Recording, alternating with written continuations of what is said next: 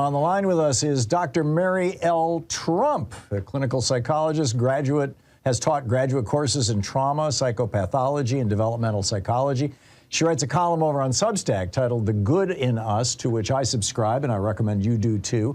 She's the host of the Mary Trump Show podcast on YouTube. She has a new book out, The Reckoning, Our Nation's Trauma and Finding a Way to Heal. Her previous book about her uncle, Donald Trump, Too Much and Never Enough, How My Family Created the World's Most Dangerous Man.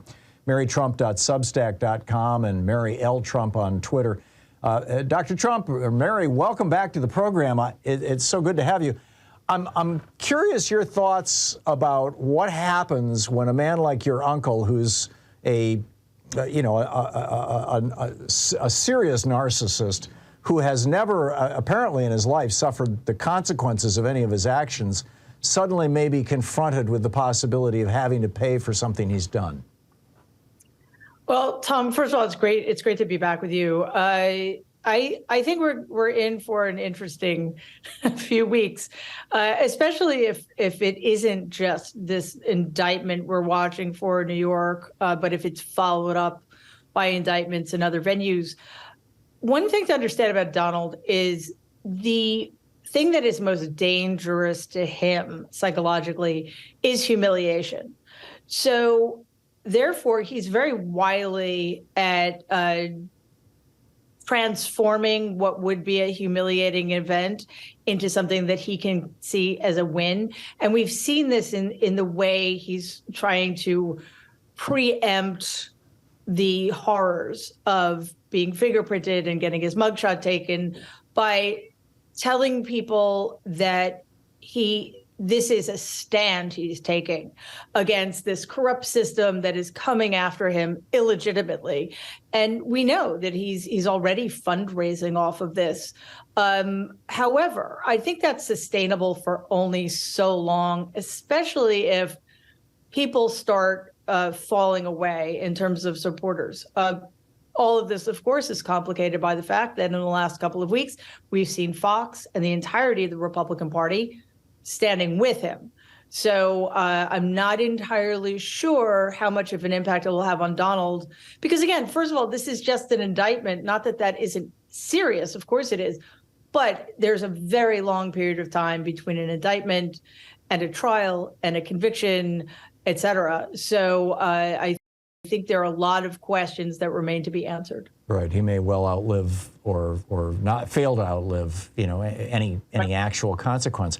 Given that he's so adverse to being humiliated, and he might view being fingerprinted as a humiliation and photographed, do you think it's possible that he would refuse extradition to New York State? And if he did that Ron DeSantis might back him up? I think that's extremely unlikely. If he does that, then I think that's sort of checkmate for Ron DeSantis, because either way, he's in trouble, right? Well, I'm thinking for DeSantis, it would be a way to shout out to Trump's base, because right now Trump is trashing DeSantis. So if DeSantis is protecting Trump, A, it gets him Trump's base, and B, it puts him in a kind of psychologically, in terms of Trump humpers, the followers of these people, that they're viewing now DeSantis as the protector of Donald, therefore, and he's now the superior of Donald, which would help him in the election. Honestly, I don't think anybody gets Donald's base away from him. Yeah. Gets DeSantis Donald's base if Donald doesn't run, or if DeSantis waits until 2028. But back to the question of whether or not that would even happen, I think it's extremely unlikely, because what we've seen in the past is that Donald can be very pragmatic when necessary, and it's almost always in the service of his self-preservation. He tells us that he believes the 2020 election was stolen from him. He continued to be the legitimate president, and yet he left. He could have stayed in the Oval Office and dug his heels in, but one, that would have taken courage, and two, that would have put him in a position of having to demonstrate a kind of strength he doesn't possess. So I think it's much more likely he shows up, whatever the agreement is going to be. He shows up, he goes through the motions, and he leaves, and again, turns his grievance into a grievance that should be owned by all of his followers. So how do you expect his followers to react? I saw in the news this morning that a total of 6 people had shown up outside Trump Tower to protest on his behalf. It's definitely not January 6th. No, I think Donald has definitely been weakened in the intervening months. And again, as Dahlia Lithwick pointed out to me, it's much harder to nationalize something that's so personal. January 6th, he was able to make it about our government. He was able to make it about patriotism. It's very difficult to do that about a seedy transaction in which he was clearly in the wrong.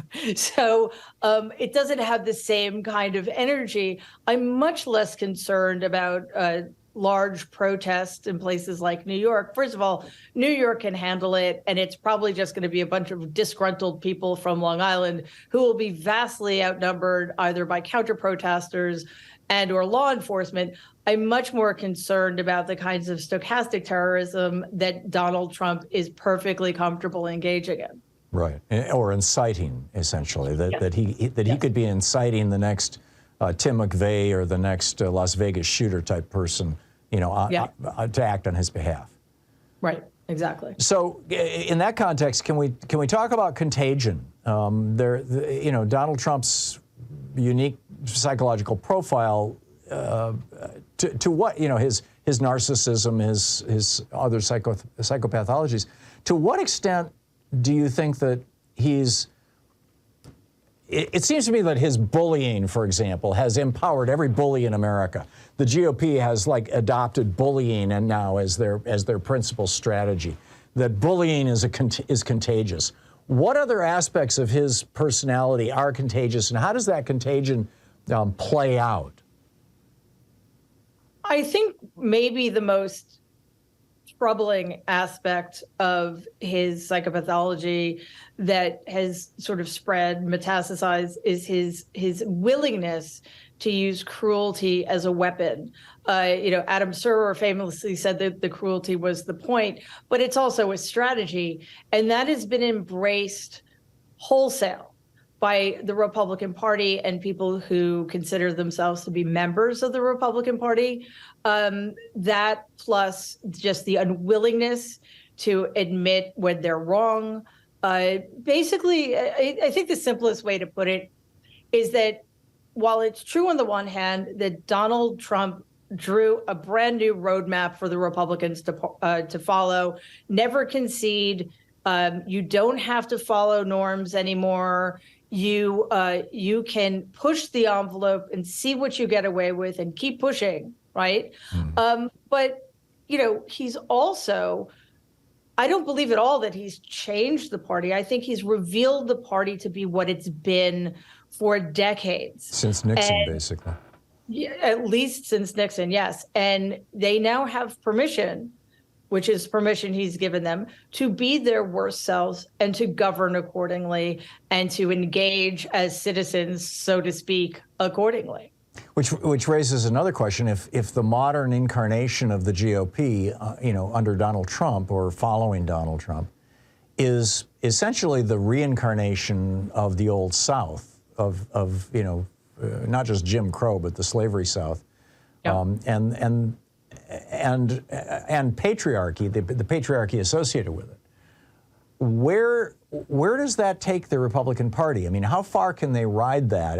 How long before, for example, these draconian? You've got a couple of states now that are looking literally at the death penalty for women who get abortions, even if they go out of state to get an abortion. You've got, I mean, it's freaky, some of the stuff that is being done. Banning drag shows as a way to protect our children when the leading cause of death among our children is bullets, not drag shows. All of this performative, it goes beyond cruelty. I'm not sure it goes beyond cruelty, but in addition to cruelty, it's like bigotry as an art form. How long can that party ride that before it becomes a rump party, before it just becomes irrelevant? They can ride that unless and until the Democrats decide to counter it with everything they have, because what we're seeing is nothing new. We're just seeing a regression to the mean, to a time when the entire South was a closed fascist state. This is what Ron DeSantis is trying to do in Florida. This is what other governors, including Tate Reeves and Greg Abbott, et cetera, are trying to do in other states throughout the South. So if you how do you counter what's going on in states when you're not willing at the federal level to take the steps that are necessary? And by the way, I think it's a really bad look when you see a total hands-off approach to what DeSantis is doing, and not, I mean, I don't know that there are any mechanisms to interfere, of course, but not to even call him out for the absolutely despicable legislative changes he's making. But then on the other hand, you feel perfectly comfortable as Democrats interfering with the self-governance of Washington, D.C., which is almost 100% Black citizens. Then that suggests to me that they're not quite getting to the point where they understand just how serious the crisis is that we find ourselves in. What we have about 30 seconds left before we're going to hit a hard break here, Mary. What's your advice to the Democratic Party? Well, elect more Democrats would be good. I'm with you. You know, fight at every level of government, fight every single race, and you know, just put yourselves in a position to get rid of the filibuster. That has to happen, and also educate yourselves about the Supreme Court and what your options are. To sit back and say, well, you know, they have a 6-3 majority, nothing we can do about it, is to give up entirely. And that means that America will not be the country it should be. Yeah, we can't give up. I'm completely with you with that. Dr. Mary L. Trump, her Substack is called The Good in Us, marytrump.substack.com. You can find her on Twitter at Mary L. Trump. Mary, thank you so much for dropping by.